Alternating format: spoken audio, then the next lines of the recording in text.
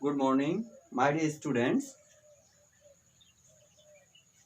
हम जो क्लोज पढ़ रहे थे उसमें नेक्स्ट क्लोज एडवर्बल क्लोज को डिस्कस करेंगे।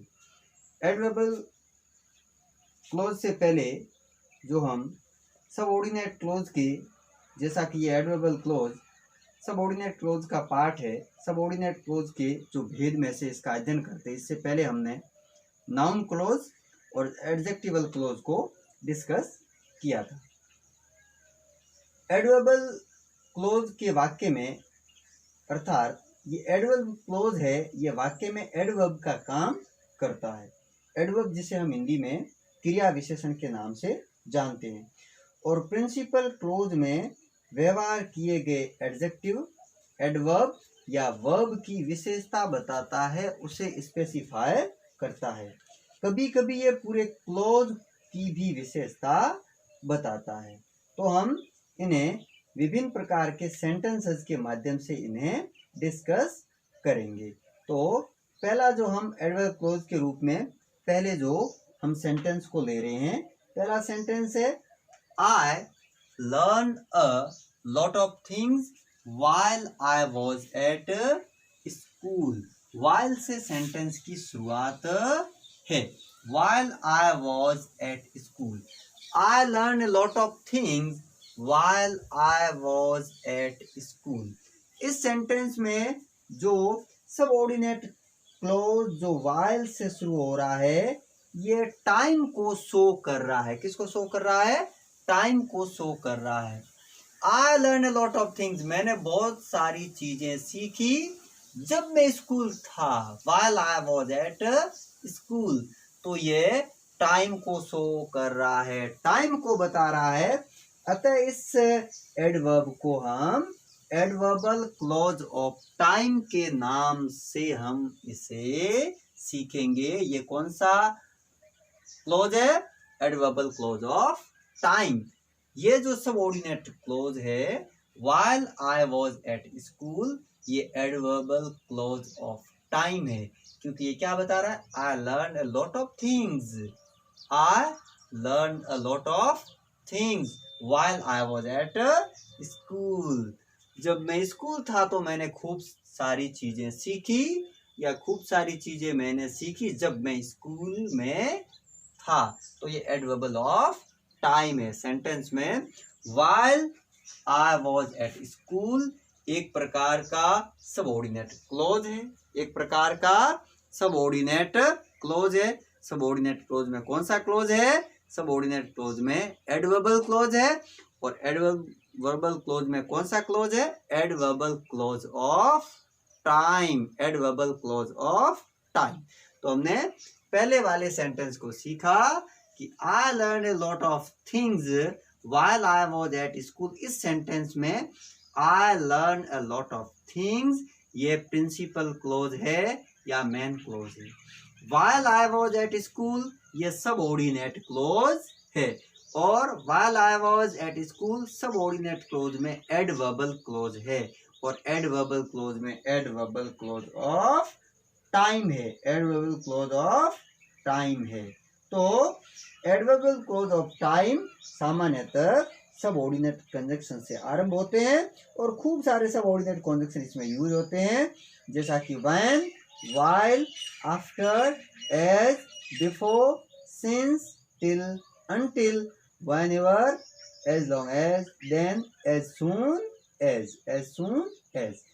खूब सारे ऐसे जो कंजक्शन है, ये सबऑर्डिनेट कंजक्शन है, और ये एडवर्बल क्लोज ऑफ टाइम में होते हैं। हम अगला सेंटेंस डिस्कस कर रहे हैं। अगला सेंटेंस है you should stay where he is. You should stay where he is. You should stay main clause है, where he is subordinate clause है। कौन सा है? सबऑर्डिनेट क्लोज है। तो ये जो क्लोज है ये प्लेस को शो कर रहा है, अतः ये एडवर्बल क्लोज ऑफ प्लेस है। क्या है? एडवर्बल क्लोज ऑफ प्लेस है। और एडवर्बल क्लोज ऑफ प्लेस से क्रिया के होने का स्थान प्लेस का बहुत होता है और ये क्लोज सामान्यतः सबऑर्डिनेट कंजंक्शन जिनसे आरंभ होते हुए हैं वेयर, वेयर, वेयरएवर और वेयर फ्रॉम और व्हेंस जनरली ये इसमें यूज होते हैं। तो हमने दूसरे सेंटेंस को समझा, you should stay where he is में you should stay main clause है, where he is subordinate clause है, सबऑर्डिनेट क्लोज में एडवर्बल क्लोज है और एडवर्बल क्लोज में एडवर्बल क्लोज ऑफ प्लेस है, एडवर्बल क्लोज ऑफ प्लेस है। ठीक है, बढ़ते हैं नेक्स्ट सेंटेंस की ओर, बढ़ते हैं नेक्स्ट सेंटेंस की ओर। नेक्स्ट सेंटेंस है he will succeed because he works hard, he will succeed because he works hard, he will succeed because he works hard। दो क्लॉज है, he will succeed man clause है, because he works hard subordinate clause है, subordinate clause है और ये subordinate clause because conjunction से use हो रहा है तो ये शो किसको कर रहा है, कॉज और रीजन जिसे हम हिंदी में कारण कहते हैं। तो ही will succeed because he works hard, वह सफल होगा क्योंकि वह कठिन परिश्रम करता है। सफल होने का कारण क्या है, कठिन परिश्रम करना। So this is adverbial clause of cause और reason, adverbial clause of cause और reason। adverbial clause of cause और reason में किसी काम के होने का कारण का बोध होता है। तो ऐसे क्लोज में सामान्यतः because, as, in that, now that, considering that ये कंजंक्शन या ये वर्ड इसे एडवर्बल क्लॉज ऑफ कॉज और रीजन को शो करने वाले हैं। ही will succeed because he works hard, adverbial clause of cause या एडवर्बल क्लॉज ऑफ रीजन वाला सेंटेंस है जो हमने पढ़ा, जो हमने पढ़ा।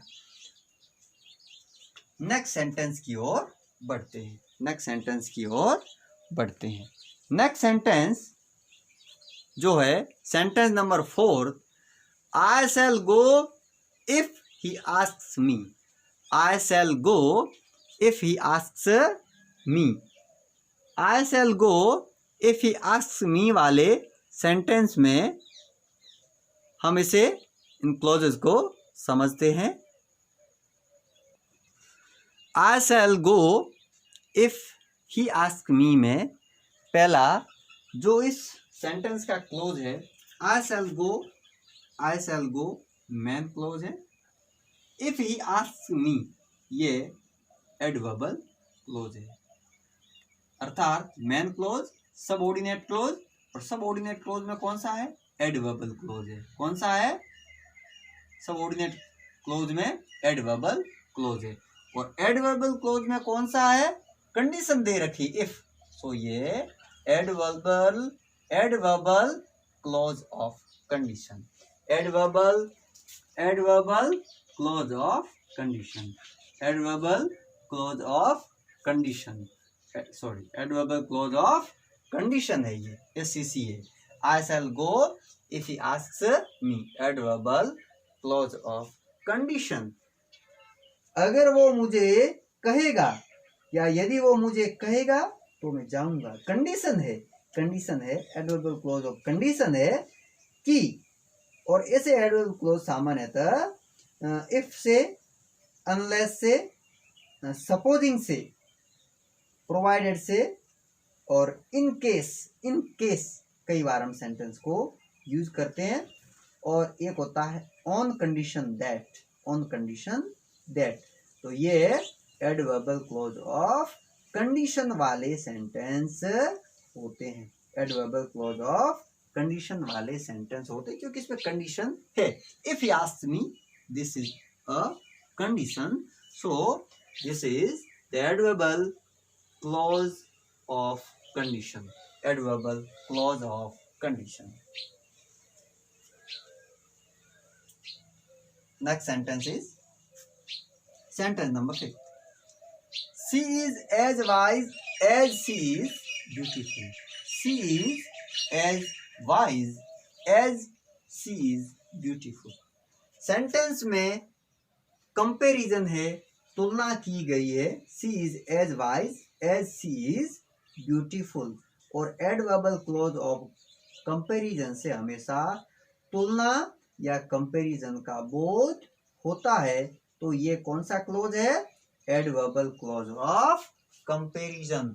Adverbial clause of comparison. बढ़ते हैं नेक्स्ट सेंटेंस की ओर. Sentence number 6. We eat that we may live. We eat that we may live. तो ये जो सेंटेंस है ये एडवर्बल क्लोज ऑफ पर्पज का है. पर्पज मीन उद्देश्य. एडवर्बल क्लोज ऑफ पर्पज से उद्देश्य या पर्पज का बोध होता है. और ऐसे sentence that, so that, in order that और लिस्ट, इनसे बनने वाले सेंटेंस होते हैं. तो ये एडवर्बल क्लोज ऑफ कंपैरिजन वाला सेंटेंस है. Adverbial clause of comparison. Adverbial clause of comparison वाला सेंटेंस है. नेक्स्ट सेंटेंस हम देखते हैं. You do as I tell you. You do as I tell. As I tell you, ये जो sentence है, सॉरी क्लोज है, वो एडवर्बल क्लोज ऑफ मैनर को शो करने वाला है. एडवर्बल क्लोज ऑफ मैनर से कार्य करने का ढंग, तरीका या रीति, जो मैनर है उसका बोध होता है. और ये सेंटेंस एज से, एज इफ से, एज दो से ये सेंटेंस बनते हैं. तो एडवर्बल क्लोज ऑफ मैनर है वो एक प्रकार का सबऑर्डिनेट क्लोज है या एक प्रकार का एडवर्बल क्लोज है. इस प्रकार से हमने जो इन वीडियोज में शुरुआत से हमने जब काइंड्स ऑफ सबऑर्डिनेट क्लोजेस को पढ़ना शुरू किया था तो हमने डिस्कस किया कि ये 3 क्लोजेस होते हैं. नाउन क्लोज, एडजेक्टिव क्लोज और एडवर्बल क्लोज. नाउन क्लोज को हमने पहले पढ़ा. नाउन क्लोज में हमने दैट क्लोज पढ़ा, WH क्लोज पढ़ा और उसके अलावा इफ और वेदर क्लोजेस को पढ़ा. उसके बाद में हमने 2 नंबर पे पढ़ा था एडजेक्टिव क्लोज या रिलेटिव क्लोज. और उसके बाद में हमने तीसरे नंबर पे आज हमने एडवर्बल क्लोज को पढ़ा. और एडवर्बल क्लोज में विभिन्न प्रकार के सेंटेंसेस के माध्यम से पहला वाला सेंटेंसेस हमने पढ़ा. एक बार इसको हम रिकॉल कर लेते हैं. I learn